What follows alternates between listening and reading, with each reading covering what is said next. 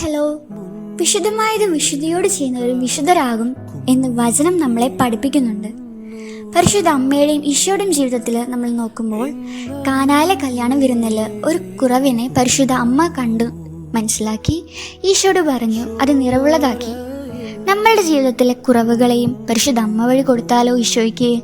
ഉറപ്പായിട്ടും പരിശുദ്ധ അമ്മ മോനോട് പറഞ്ഞ് അത് നിറവാക്കില്ലേ?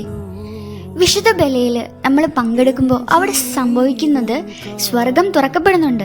അനേകം വിശുദ്ധരും മാലാഖമാരുടെ ഒരു സൈന്യവും കൂട്ടവും വിശുദ്ധ ബലിയിൽ എല്ലാ ദിവസവും വിശുദ്ധ കുർബാനയിൽ ഉണ്ട്. അപ്പോൾ വിശുദ്ധരുടെ ജീവിതം നമ്മൾ നോക്കുകയാണെങ്കിലും അവരും മാനസിക ബലഹീനത ഉള്ളവരാണ്. മിക്ക വിശുദ്ധരും പരിശുദ്ധ അമ്മയുടെ കൈ പിടിച്ചപ്പോൾ അവർക്ക് കുറവിനെ നിറവുള്ളതാക്കാൻ സാധിച്ചു. വിശുദ്ധിയിൽ നിലനിൽക്കാൻ അങ്ങനെ പറ്റിയവർക്ക്.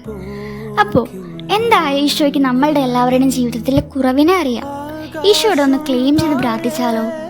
വിശുദ്ധ ബലിയുടെ യോഗ്യതകളാൽ, സകല വിശുദ്ധരുടെ മാധ്യസ്ഥതയാൽ, പരിശുദ്ധ അമ്മയുടെ മാധ്യസ്ഥതയാൽ ഞങ്ങളുടെ കുറവുകളെ നിറവുള്ളതാക്കണമേ എന്ന് ഈശോയോട് പറയാം.